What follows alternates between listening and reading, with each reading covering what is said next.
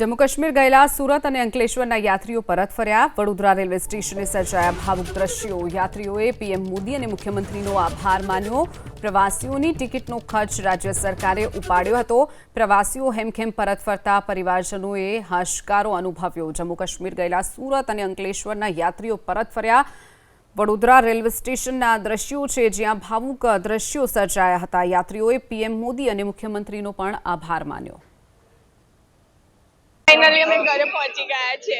अमे अमारा परिवारजनोने अमे बधाने मळी शक्या अने फूल सपोर्ट मळ्यो छे। अमने वडोदरा सांसद बहु ज थैंकफुली छे कि अमे हाल हमणां वडोदरा उभा छे ने अहींया अमारा बधा छे।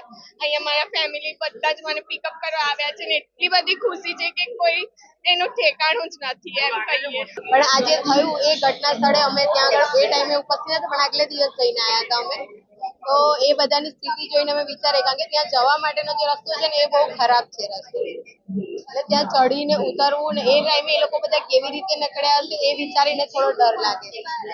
આજે અમે વડોદરા તાત્કાલિક આવ્યા તંત્ર ગુજરાત સરકાર અને નરેન્દ્ર મોદીના સાહેબના પ્રયાસથી જ અમે આવેલા છીએ અહીંયા।